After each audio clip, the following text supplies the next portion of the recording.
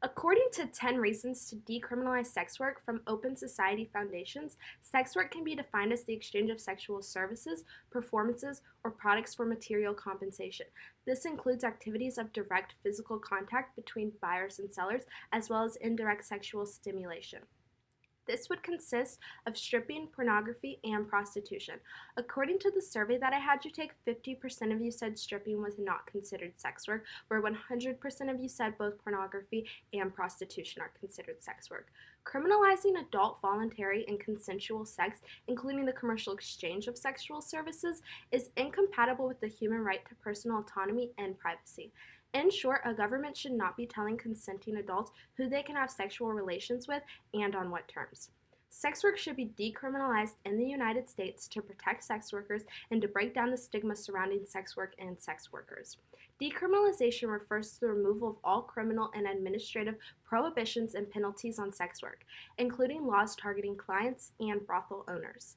Decriminalization goes hand in hand with recognizing sex work as work and protecting the rights of sex workers through labor law and workplace health and safety regulations.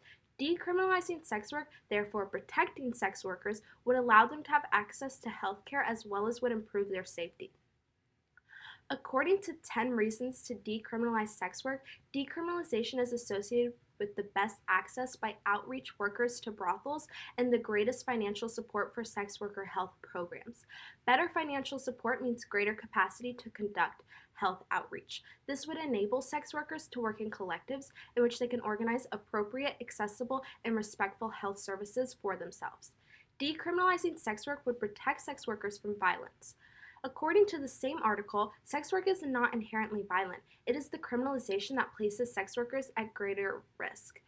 The need to avoid arrest of both sex workers and their clients means that street-based sex workers must often move to more isolated areas that are less visible to law enforcement and therefore where violence is often more prevalent. Fear of arrest and police abuse limits the time and methods that sex workers can use to conduct safety screenings of clients without detection by the police.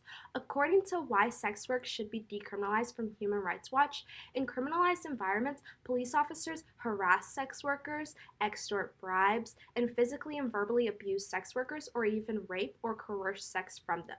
Criminalization of sex work makes sex workers more vulnerable to violence, including rape, assault, and murder, by attackers who see sex workers as easy targets because they are stigmatized and unlikely to be able to receive help from the police. This goes for strippers, porn stars, and in the traditional sense of sex workers. All of these professions make it harder to report sexual harassment or assault, whether on the job or otherwise. It can even make it tough to find a doctor or a therapist. Why shouldn't sex workers who are real people with real thoughts and feelings be treated with respect and be protected? Not only would decriminalizing sex work protect sex workers, but it would also allow to break down the stigmatism that sex workers face regularly due to their profession. Sex workers face high levels of stigma, prejudice, and discrimination, often compounded by presumptions of illegality or immorality imposed by sex work-related laws. Sex workers are often shamed and blamed for acts of violence committed against them. Oftentimes, sex workers are even shunned by society and called very offensive names. Many people believe that people in the sex industry are all victims. However, many women join the sex industry to feel empowered, doing what they want with their bodies, and many also simply just enjoy providing commercial sex. Interestingly enough, based off the survey I had you take, more people who identify as female believe that sex work should not be decriminalized. This is interesting because the debate on female sexuality and bodily autonomy is something that is heavily talked about in today's society. Yet more females in this class must not believe in the notion of my body, my choice. As a whole class, however, 57% of the class said sex work should be decriminalized. A cornerstone of contemporary human rights is that all people are born free and equal in dignity and rights. There are many reasons why adults do sex work, but whatever the reason is, sex work is work. Sex workers deserve to have full autonomy over their bodies. According to My Body, My Choice by David Perry from The Nation, as part of our respect for bodily autonomy, legislation needs to decriminalize sex work.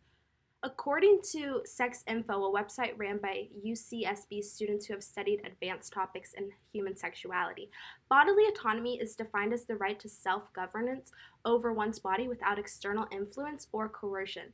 It relates to the concept of affirmative consent, where consent is defined as an agreement between two or more individuals to partake in a specific activity. If two or more consenting adults want to have sex on their own free will and exchange that sex for money, why should they not be able to? An interesting thing about the stigmas that sex workers face is that people like sex. According to the 2019 year in review from Pornhub Insights, in 2019 there were 42 billion visits to Pornhub, which equates to 115 million visits per day.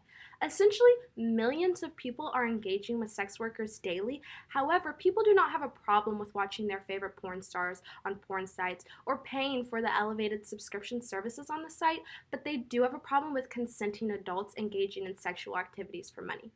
According to a Vox article titled The Movement to Decriminalize Sex Work, explained by Anna North, who interviewed a sex worker named Tamika Spellman, who said, "Everybody has sex. The only difference is that sex workers charge for it. As I've stated before, sex work is a profession. Why shouldn't sex workers get paid for their work? There is no difference between working at a restaurant and being in the sex industry in terms of being a form of employment or not. So if people like sex and these people want to be part of the sex industry, who is to say that it should be criminalized?"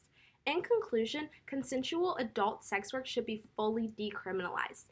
Decriminalizing sex work means sex workers are more likely to live without stigma, social exclusion, and the fear of violence. Governments should fully decriminalize sex work and ensure that sex workers do not face discrimination in law or practice. They should also strengthen services for sex workers and ensure that they have access to public benefits such as healthcare and safe working conditions. Legal recognition of sex workers and their occupation maximizes their protection, dignity, and equality. This is an important step toward destigmatizing sex work. Moreover, any regulations and controls on sex workers and their activities need to be non-discriminatory and otherwise comply with human rights law.